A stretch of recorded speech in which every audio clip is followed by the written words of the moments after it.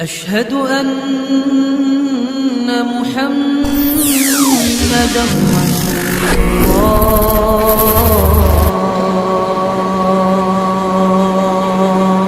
رسول الله. الحمد لله رب العالمين والصلاة والسلام على سيدنا محمد وعلى آله وصحبه أجمعين. أما بعد، الحمد لله على نعمة الإسلام وكفى بها من نعمة. حضرة الحاضرين والحاضرات، jamaah majlis kuliah, majlis agung, majlis yang menyebut-nyebut asma Allah, majlis yang membasahi lisan berselawat kepada Nabi Allah, majlis yang selalu lisannya bergerak untuk berselawat kepada kekasih Allah, kekasihku dan kekasih kalian bersama Maulana wa Sayyidina Muhammad sallallahu alaihi wa sallam. Sungguh di malam yang semacam ini adalah malam yang mulia, malam yang agung, malam yang kita harus merenung bagaimana Nabi Muhammad begitu rindu kepada siapapun yang hadir di tempat ini. Malam yang kita harus merenung bahwasanya setiap yang hadir dicinta oleh Nabi Muhammad SAW. Satu persatu di antara kalian tanpa terkecuali kalian dicinta kepada Nabi Muhammad SAW. Maka sungguh merugi orang-orang yang tidak menyambut cintanya Nabi Muhammad. Sungguh merugi orang-orang yang tidak menggapai cintanya Nabi Muhammad sallallahu alaihi wasallam. Lihatlah bagaimana ketika Nabi Muhammad sedang duduk bersama sahabatnya, lalu Nabi Muhammad Nabi Muhammad melemparkan pandangannya ke atas angkasa raya. Seraya Nabi Muhammad berkata, ya laitani qabiltu ahbabi, ya laitani qabiltu ahbabi. Duhai begitu rindunya aku menyambut kekasihku, duhai begitu kangennya aku menyambut kekasihku. Maka sahabat berkata, alasna ahbabak ya Rasulullah, bukankah kami semuanya sahabatmu ini adalah kekasihmu? Bukankah kami semua yang hadir pada saat ini adalah kekasihmu? Rasulullah mengatakan, la bal antum ashabi. Tidak, melainkan engkau adalah sahabatku. Tidak, melainkan engkau adalah sahabatku. Simak jawaban Nabi Muhammad. Tidak, melainkan engkau adalah sahabatku. Lalu Nabi Muhammad SAW ditanya oleh sahabatnya, lalu siapa kecintaanmu? Siapa yang engkau rindu? Siapa yang engkau cintai ya Rasulullah? Yakuna min ba'di amanu bika imanikum wa yuhibbuni ka hubbikum ghayru annahum lam yarun. Dia adalah kekasihku, suatu kaum yang datang setelahku, suatu kaum yang datang setelah kalian. Amanu bi, mereka beriman kepadaku ka imanikum seperti imannya kalian. Wa yuhibbuni, dan mereka mencintaiku ka hubbikum seperti cinta kalian. Ghayru annahum lam yaruni, namun mereka tidak melihatku sebagaimana kalian melihatku. Kita yang dimaksud oleh Nabi Muhammad, kita yang dimaksud, kita yang dituju oleh Nabi Muhammad. Kalau sampai situ kita kenal, ya hadirin, kalian semuanya dicinta oleh Nabi Muhammad. Ya hadirin, kalian semuanya dirindu oleh Nabi Muhammad. Ya hadirin, kalian semuanya dikagumi oleh Nabi Muhammad. Lalu bagaimana menyambut rindunya Nabi Muhammad? Lalu bagaimana menyambut kangennya Nabi Muhammad? Untuk masa sekarang ini, untuk pada saat ini, tiada sambutan yang baik kita sambut cintanya Nabi Muhammad, melainkan lisan basah selalu berselawat kepadanya. Sebutkan zikir yang harus terlepas atau tidak harus memiliki daripada ikhlas. Sebutkan zikir. Semua zikir dituntut untuk ikhlas. Semua zikir dituntut untuk ikhlas.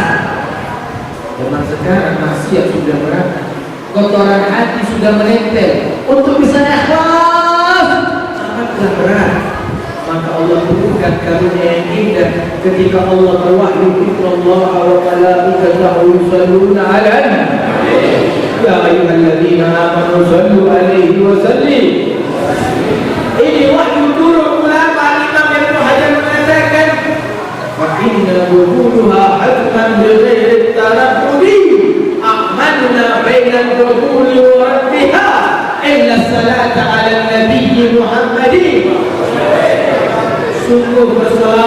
kepada Nabi Muhammad diterimanya pasti. Salawat gak butuh ikhlas, salawat gak butuh khusyuk, salawat gak butuh hati yang hadir. Bahkan ulama mengatakan salawat dalam keadaan riya diterima oleh Allah Subhanahu wa Ta'ala.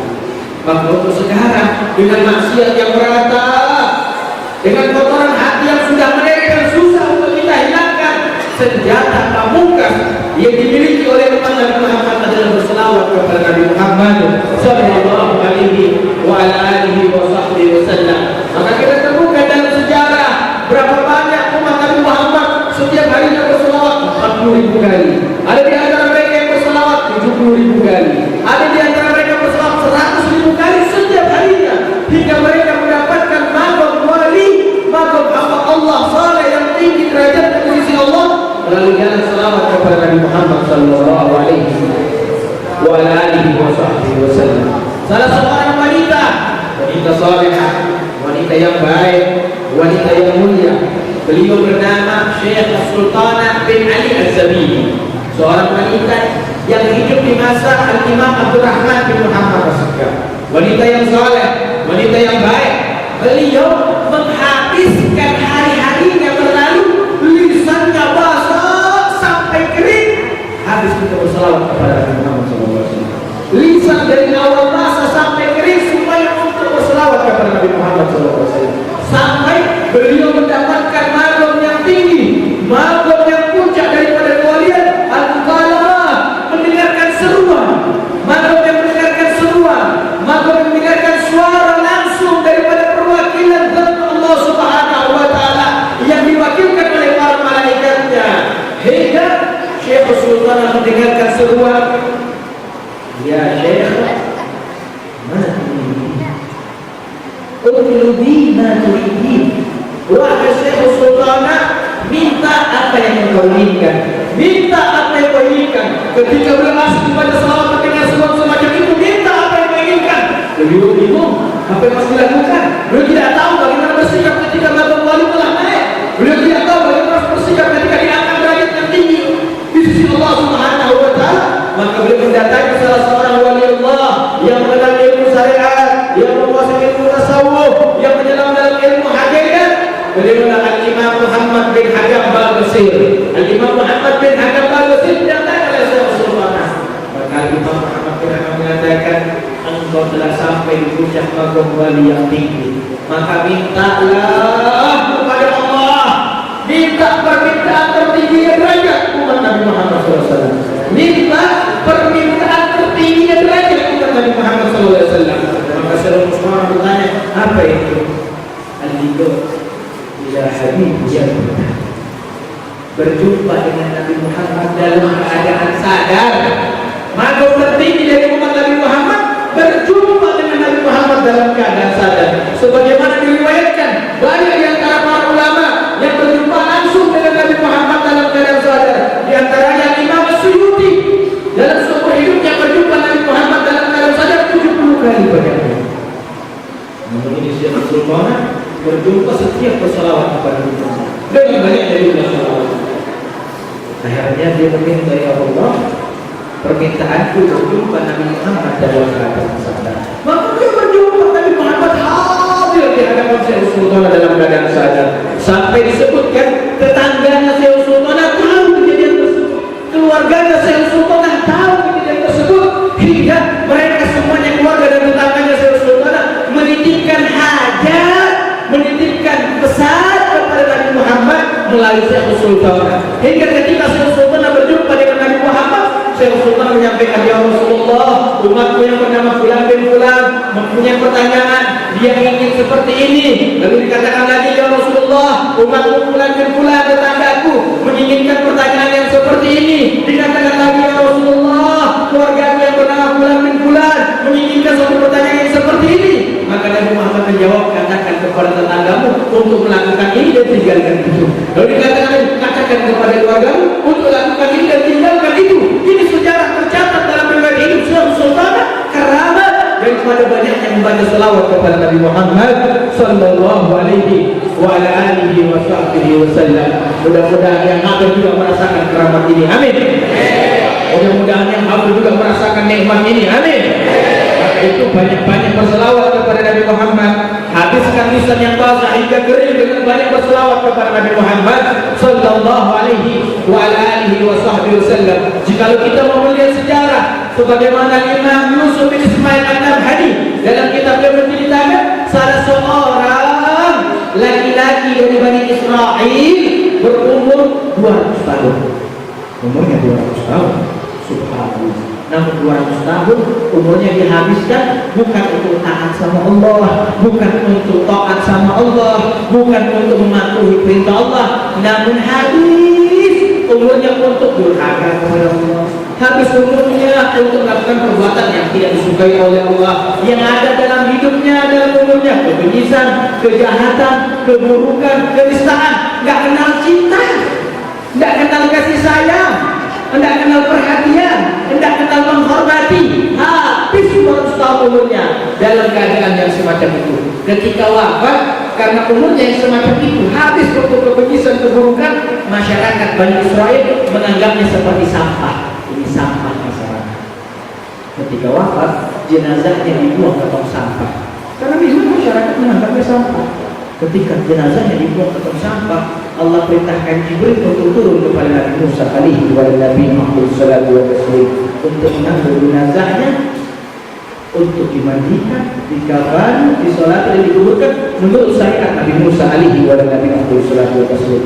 Nabi Musa bertanya, "Allah, ini hambamu engkau berikan karunia 200 tahun, umur yang panjang, tidak digunakan untuk beribadah, digunakan untuk bermaksiat, tidak digunakan untuk taat, digunakan untuk berfoya-foya." Allah katakan, "Ya Musa, ana a'lam." Aku ini lebih tahu daripada engkau. Sungguh umatmu fulan bin fulan yang dibuang di dalam tong sampah ketika akhir hayatnya menghujung kematian menjemputnya, dia membuka kitab Taurat yang aku turunkan kepadamu.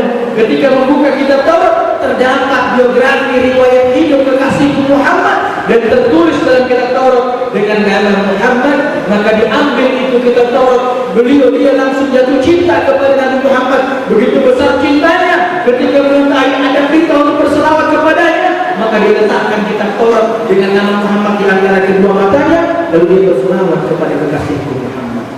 Bidzalika ya Musa wafattu lahu. Karena itu wahai Musa, aku mengampuni semua hidupnya yang 200 tahun berupa dosa. Aku ganti dengan berupa pahala. Wa adkhaltu jannah, dan aku masukkan dia ke dalam surga. Wa ataitu sab'ina hurul ain, dan aku berikan kepadanya istri yang cantik jelita daripada kalangan bidadari. Coba ya, ada mujizat dalam berselawat. Maka selawat adalah benteng utama kita. Mudah-mudahan habis kita berselawat, pulangnya kita berselawat, wafat dalam keadaan selawat, dibangkitkan karena berkah selawat, masuk surga karena kemuliaan selawat. Amin ya rabbal alamin. Sebelum kita tutup, mari kita bacakan surat Al-Fatihah.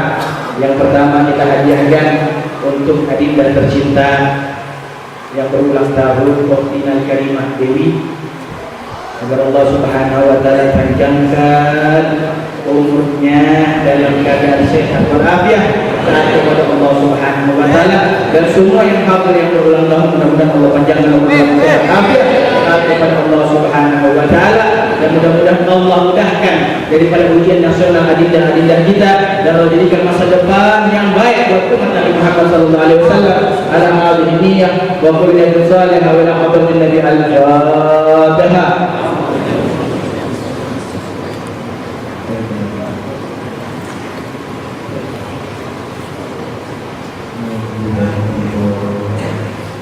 Al-Fatihah yang kedua kita hadiahkan buat orang tua kita.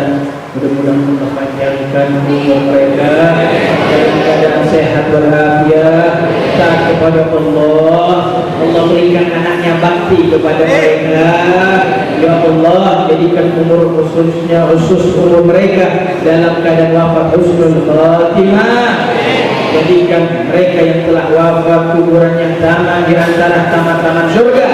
Kalau sedang sakit, ya Allah sembuhkan kesembuhan zahir wa batin. Kita khususkan kepada Kakanda Evi yang sedang sakit, mudah-mudahan Allah Subhanahu wa taala berikan kesembuhan, dan seluruh yang hadir jika keluarganya sakit, ya Allah sembuhkan zahir wa batin, sembuh yang cepat, sembuh alam dunia, alam barzah, alam akhirat. Ala hadhihi niyyah wa huwa nabi salih ila hadratin Nabi Muhammad sallallahu alaihi wasallam. Al-Fatihah.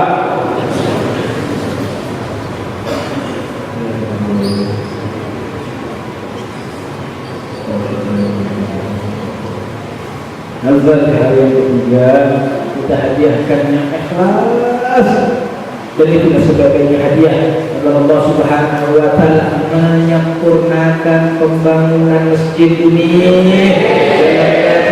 Ya Allah, ya Allah, dalam keadaan gampang, ya Allah.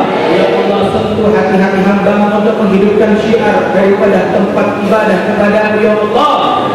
Dan kita juga hadiahkan agar Allah panjangkan umur para pemimpin pondok pesantren, majelis taklim, imam masjid, imam mushola, tuan-tuan guru yang mengajarkan kita ilmu dunia, ilmu agama, ilmu akhirat. Agar Allah Subhanahu wa taala berkahi mereka dunia dan akhirat, dan dengan keberadaan mereka Allah Subhanahu wa taala berkahi kita. Ala hadhihi niyyah wa qulnatin salihah menjadikan al-akhirah kamilah syamilah ila hadratin Nabi Muhammad sallallahu alaihi wasallam. Al-Fatihah.